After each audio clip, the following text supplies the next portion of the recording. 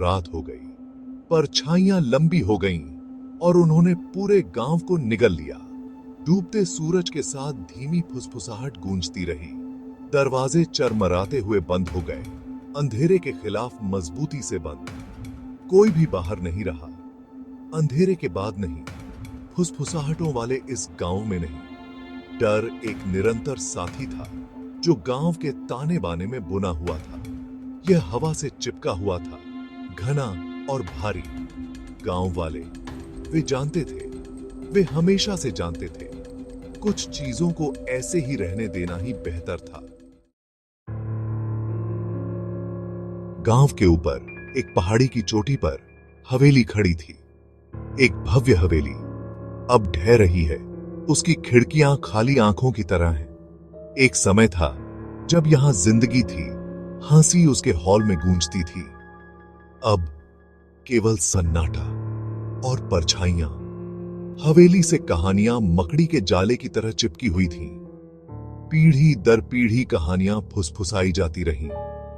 एक दुखद प्रेम कहानी, एक तामसिक आत्मा, एक रानी जो दुहक में मर गई। गांव वाले दूर ही रहे।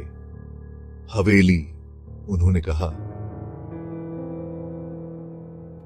अपने भूतों पर ही छोड़ देना सबसे अच्छा है।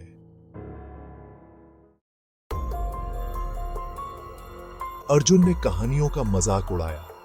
एक जवान आदमी जो पूरी तरह से बहादुर और निडर था, वह गांव के बुजुर्गों की चेतावनियों पर हंसा। भूत?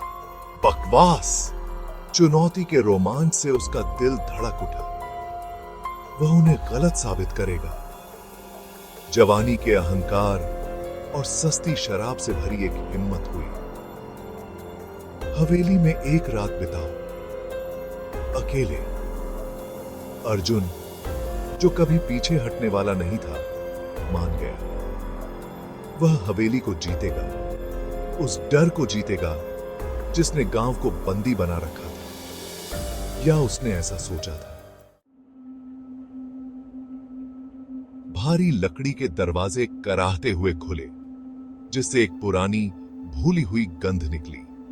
खिड़कियों से छनकर आती चांदनी अंदर की दीवारों पर लंबी नाचती हुई परछाइयां बना रही थी। पत्तों की हर सरसराहट फुसफुसाहट की तरह लग रही थी। फर्श के तख्तों की हर आवाज एक कदम की तरह। अर्जुन ने हवेली का पता लगाया। उसके कदमों की गूंज विशाल खालीपन में गूंज रही थी। उसे ठंड लग रही थी, लेकिन उसने इसे रात की हवा का कारण बताया। वह रुकेगा नहीं, वह बचकानी डर के आगे नहीं झुकेगा। वह डरा हुआ नहीं था, अभी नहीं। साधी। भाग 5। अचानक एक आवाज, सन्नाटा, भारी और दमनकारी, चकनाचूर हो गया। ऊपर की मंजिल से एक अग्लुषणीय दुर्घटना गूंजी। अर्जुन जम गया, उसका खून बर्फ में बदल गया। क्या हवेली ने अभी अभी बात की थी? सन्नाटे में उसका दिल उसकी पसलियों से टकरा रहा था, एक उन्मत्त ढोल की तरह। वह सीढ़ियां चढ़ गया, हर कदम धीमा और सोचा समझा। उसे बहादुर बनना था, उसे देखना था। ऊपर पहुंचकर उसे शोर का स्रोत मिला। एक फूलदान, फर्श पर चकनाचूर, उसकी सामग्री गिरे हुए सितारों की तरह बिखरी हुई है। लेकिन यह किसने या क्या किया था? भाग 6। आईने में दर्शन। एक कमरे में एक बड़ा अलंकृत दर्पण सजा हुआ था। इसकी सतह उम्र के साथ धुंधली, एक विकृत भयानक चमक में चांदनी को दर्शाती है। अर्जुन अपनी परछाई को घूर रहा था। उसका दिल अभी भी उस दुर्घटना से जोरों से धड़क रहा था। उसने पलकें झपकाई और उसका प्रतिबिंब लहराता हुआ किसी और चीज में बदल गया। एक महिला, उसका चेहरा परछाई में ढका हुआ था, उसे घूर रही थी। उसकी आंखें चौड़ी और एक अथाह उदासी से भरी हुई उसकी आंखों पर टिकी हुई थीं। वह हांफने लगा और डर के मारे पीछे हट गया। छवि टिमटिमाई, फिर गायब हो गई। केवल उसका भयभीत प्रतिबिंब पीछे छूट गया। भाग 7, रानी का चित्र। दालान के नीचे चांदनी की एक किरण से प्रकाशित दीवार पर एक चित्र लटका हुआ था।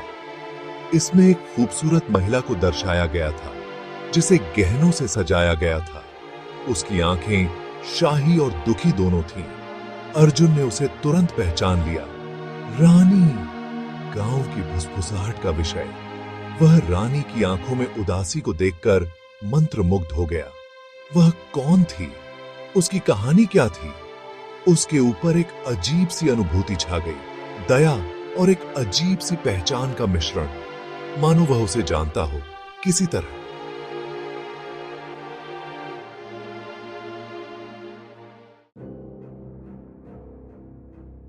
भाग 8, एक सिहरन पैदा करने वाली उपस्थिति। एक ठंडी सांस ने उसकी गर्दन के पिछले हिस्से को सहलाया। अर्जुन घूम गया। उसका दिल उसकी छाती में जोरों से धड़क रहा था। हवा में एक अनदेखी ऊर्जा का संचार था। वह अब अकेला नहीं था। वह इसे महसूस कर सकता था। कोई या कुछ उसे देख रहा था। उसने इसे तब देखा, अपनी आंखों के किनारे पर परछाइयों में छिपी एक आकृति की एक झलक। यह दालान के अंत में खड़ा था। इसका रूप अंधेरे में बदल रहा था और घूम रहा था। अर्जुन का गला घुट गया। उसने चीखने की कोशिश की, लेकिन कोई आवाज नहीं निकली। भाग 9, फुसफुसाहट से जागना। वह हांफते हुए उठा। उसका शरीर पसीने से तर था। धूप खिड़कियों से आ रही थी और रात के सायों को दूर भगा रही थी। वह ठंडे पत्थर के फर्श पर पड़ा था। उसका शरीर दर्द कर रहा था। क्या यह सब एक सपना था? वह हवेली से बाहर ठोकर मारते हुए निकला। कठोर सुबह की रोशनी में झपका रहा था। ग्रामीणों ने उसे घेर लिया। उनके चेहरे डर और चिंता के मिश्रण से सने हुए थे। उन्होंने कहा कि उन्होंने उसकी चीख सुनी थी।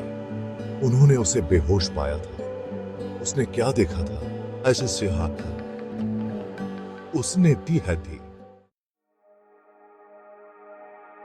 भाग 10, सुलझा रहस्य।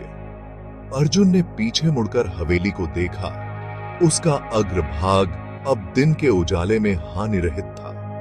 क्या यह उसकी कल्पना थी? हिम्मत का तनाव? या वह वास्तव में हवेली के भूतों का सामना किया था? वह निश्चित नहीं हो सका। वह उस दिन गांव छोड़ गया, हिल गया और भ्रमित हो गया। वह यह नहीं समझा सका कि उसने क्या अनुभव किया था। फुसफुसाहट, परछाइयां, सिहरन पैदा करने वाली उपस्थिति। वह रानी की दुखी आंखों की याद अपने साथ ले गया, जो उस रात की याद दिलाती है जो उसने हवेली में बिताई थी। जिस रात उसने अतीत के भूतों को चुनौती देने की